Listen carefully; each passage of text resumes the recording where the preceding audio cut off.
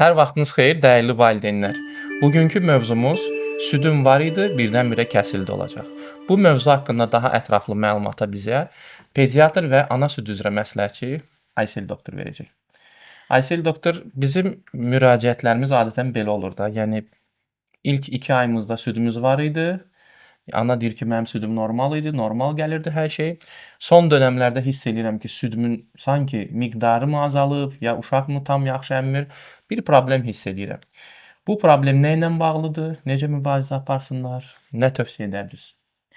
Hər vaxtınız xeyir dəyərli izləyicilər və Həmid doktor. Çox sağ olun suala görə. Çox vacib bir mövzudur və bütün anaların başına gələn bir haldır bu. Bu prosesin adı laktasiyanın yetişməsi prosesidir. Loru dildə desək, süd vəzinin tərbiyələnməsi prosesi. Lakin bu prosesin özünə gəlib çatana qədər başqa bir məsələ haqqında danışmaq istəyirəm. Bizim bədənimizdə bütün orqanlar anadan gəlmə fəaliyyət göstərir. Fəaliyyət göstərməyən tək orqanlar cinsi orqanlardır ki, müəyyən yaşdan sonra, cinsi inkişaf dövründən sonra fəaliyyət göstərməyə başlayır. Süd vəzisi isə demək olar ki, ən gec fəaliyyət göstərən orqandır. Çünki yeniyetməlik dövründə, cinsi inkişaf dövründə inkişaf eləməyinə, böyüməyinə baxmayaraq və tutaq ki, 5 il, 10 il, 15 il sonra qadın ailə qurduğu zaman artıq yetişmiş süd vəzləri olmağına baxmayaraq, bu süd vəzləri müəyyən müddət ərzində, yəni inkişaf etdiyi dönəmdən etibarən ailə qurana qədər və hamilə qalana qədər fəaliyyətsiz olurlar. Faktiki olaraq orqan var, fəaliyyəti yox. Və ilk fəaliyyəti, aktiv fəaliyyətə başlaması süd vermə dönəmində olur.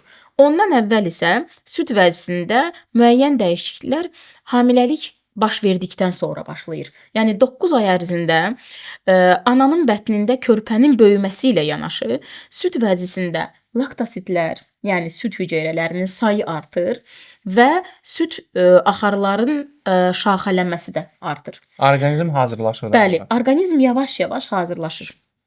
Və ilk dəfə tam aktiv fəaliyyət süd vəzisində uşaq dünyaya gəldikdən sonra olur və bu doğum növündən asılı olmayaraq baş verir. Təbii ki, oksitosin refleksi də, daha doğrusu oksitosin hormonu da doğum baş verən kimi əmələ gəlir. Amma biri var, normal vaxtına çatmış hamiləlik olsun, doğum vaxtına çatmış və doğum vaxtı, doğum sancıları ilə birlikdə qanda artıq artmağa başlayan oksitosin hormonu olsun. Təbii doğuş. Təbii doğuşda, bəli. Biri də var, keysəriyyə kəsiyi ilə dünyaya gələn uşaqda bədən müəyyən dərəcədə çaşır, belə deyək. Və ona görə keysəriyyə üsulu ilə doğum edən qadınlarda süd yavaş-yavaş tədricən artması əvəzinə 3 günündən 4 günündən sonra doğuşun birdən-birə gəlir. Yəni yenə deyirəm, çünki orqanizmdə müəyyən sistemlərdə belə deyək error gedir. Lakin doğuş baş verəndən sonra fərqi yoxdur nə vaxt başlayır əmizdirmə. 3 gün sonra, 5 gün sonra artıq süd vəzisi fəaliyyət göstərməyə başlayır. Və süd vəzisinin fəaliyyəti bədən üçün tanış olmayan bir prosesdir. Axı orqan var idi, amma fəaliyyət göstərmirdi. Buna görə qadının beynində, hipofiz bölgəsində, hipofiz hissəsində daha doğrusu, prolaktin hormonu, yəni südü əmələ gətirən hormon ifraz olunmağa başlayır. Və bədən süd vermə prosesini tanımır deyə hələ tam tanış deyil. Prolaktin səviyyəsi normadan çox olur. Ona görə qadınlarda ilk 2 ayda, 3 ayda qadınlar özləri də qeyd edirlər ki, süd vəzlərim dolğundur, südüm çox yaxşı gəlir. Uşaq əmməyə başlayan kimi həm qurtumlarını hiss edirəm, eşidirəm, heç bir problem yoxdur və nədənsə tam 2 ay, 3 ayda ki, qeyd eləyim ki, bu ilk uşaqda belə olur, ilk hamiləlikdə, hətta ilk əmizdirmə təcrübəsində söhbət 3 gün, 5 günlük təcrübədən getmir. Daha çox normal aylarla davam edən əmizdirmə təcrübəsindən gedir. İlk təcrübədə 2-ci, 3-cü ayın tamamından sonra ortalama bu civarlarda, kimisində 1 ay, ay yarım sonra da ola bilər. Əslində bu orqanizmin individuallığından belə deyək asılıdır və beynin yetişkinliyindən əslində asılıdır. Beyin nə qədər tez adaptasiya olunursa istənilən şəraitə, o qadında laktasiyanın yetişməsi də o qədər tez baş verir. Yəni ən gec 3 ayında artıq laktasiya yetişir və qadın birdən-birə süd vəzisinin boşaldığını hiss edir. Əslində isə bu ilk 3 ayda, 2 ayda, 3 ayda süd vəzisi əgər belə deyək, balon sistemi kimi fəaliyyət göstərirdisə, özünə süd toplayırdı, çünki normasından çox verirdi beyin o prolaktini. 2 aydan 3 aydan sonra artıq tələbat üzrə əmələ gəlməyə başlayır süd. Yəni əgər ilk ayda sizin uşağınıza 500 milli süd lazım olduğu halda beyniniz 750 milli süd verirsə ki, prosesi hələ tanımır, bilmir necə tənzimləsin. 2 ay, 3 ay sonra artıq bilir ki, bu uşaq müəyyən saatlarda müəyyən qədər süd əmir və bunu sutkalıq hesablayır beyin. Ki bu uşağa 1000 qram misal üçün millidə belə deyək 1 litr süd lazımdırsa, artıq beyin prolaktini də ona görə ayarlayır, oksitosini də ona görə ayarlayır və südün əmələ gəlməsi də artıq tələbata görə olur. Və artıq balon sistemi deyil, kran sistemi kimi işləyir. Uşaq əmməyə başlayır, ağzına dərhal süd getməsə belə 2 dəqiqə, 3 dəqiqə faktiki olaraq boş əmir. Ondan sonra birdən-birə ana südün gəlişini hiss edir. Hətta deyir ki, sanki kürəyimdə sancı var, sanki süd vəzisində sancılar əmələ gəlir və yaxud çiyindən gələn bir ağrı var, sanki axın var və bunların hamısının günahkarı belə deyək, oksitosin hormonudur. Eyni zamanda onu da mən qeyd eləmək istəyirəm ki, üzrü sayın biraz mövzuya giriş kimi olacaq. Ananın süd vermə bu prosesində çalışmaq lazımdır ki, onun psixoloji vəziyyətini də rahatladaq. Yəni ailədə belə deyək, təzyiq görməsin. Təəssüflər olsun ki, bizim ailələrdə sırf bu mövzu barəsində hər kəsin bir fikri var. Nənənin, babanın, dayının, əminin, bibinin, qonşunun, taksistin, hər kəs bu barədə fikri var ki, sənin südün çatmır, südündə problem var, yaxşı uşaq, nə bilim, çəki almır falan filan və istər-istəməz bu meydanda ana tək qalır. Ana və uşağı tək qalır. Mübarizə aparmalıdır ki, rahat olsun, südü gəlsin.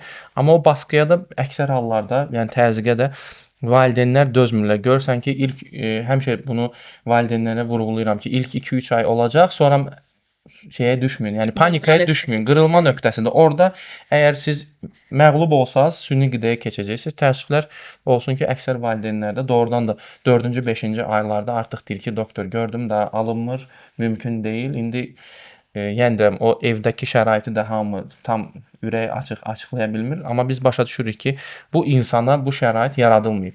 Psixoloji faktor önəmli faktorlardan biridir, mənə elə gəlir. Bilirsiniz niyə önəmlidir? O 2-ci, 3-cü aydan sonra süd vəzisinin tərbiyələnməsindən sonra prolaktin hormonu biraz geriyə çəkilir, geri planda olur. Ön plana oksitosin hormonu çıxır.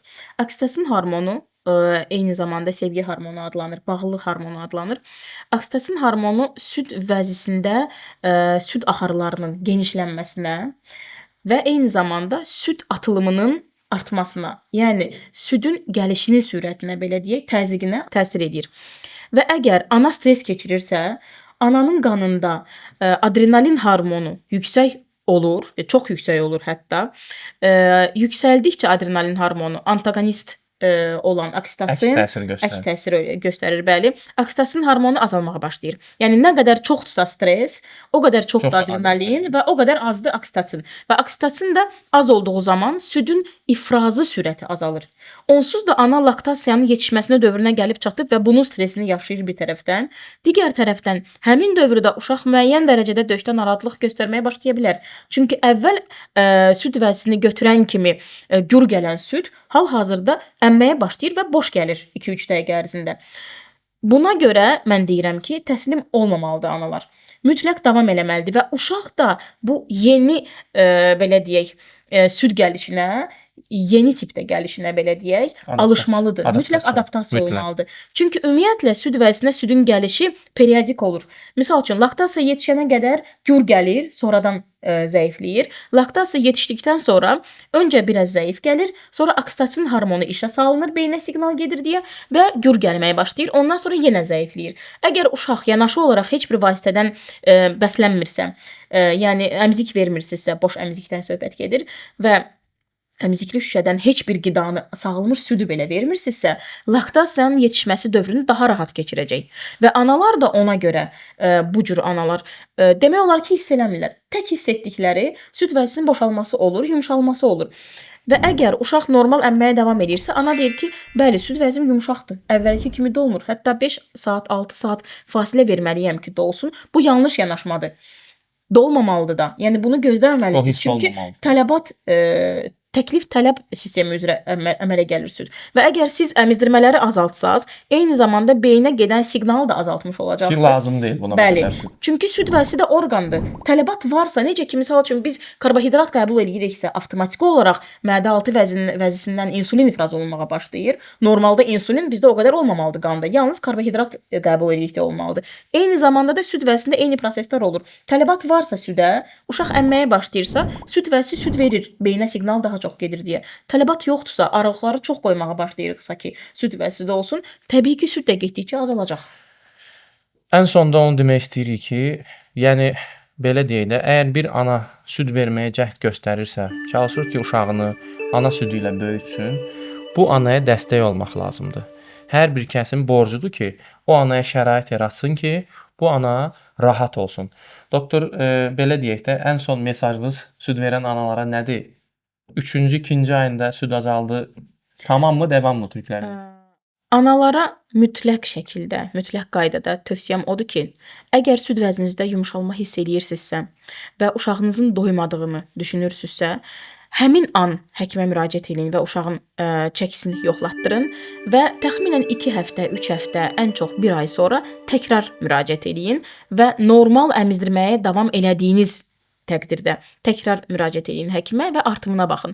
Əgər uşağın artımı ilk aylarda 800-900 qram, 1 kilo, hətta kilo yarıma çatırdısa və 3-cü ayından sonra, daha doğrusu laktasiyanın yetişməsini hiss elədiyiniz andan sonra kəskin şəkildə azalırsa, 200-300 qrama o civarlarda, yəni artmağa başlayırsa uşaq, o zaman yenə də tələsməyin süni qida verməyə. Öncə ana süd məsləhətçisinə müraciət edin, südünüzü artırmağa və yaxud hal-hazırda əmizdirmədə mövcud olan probleminizi həll etməyə çalışın və əgər bütün əməklərinizə rəğmən yenə də südü artırmağa alınmasa və əmizdirmədə olan problemi həll edə bilməsəz, o zaman pediatrınıza müraciət edib süni qida seçimi haqqında danışa bilərsiniz. Dəyərli ailələr, yeni doğum etmiş və süd verməyə çalışan anaya müdaxilə edib stres halına salmaqdansa, ona verəcəyiniz dəstək ən böyük hədiyyədir.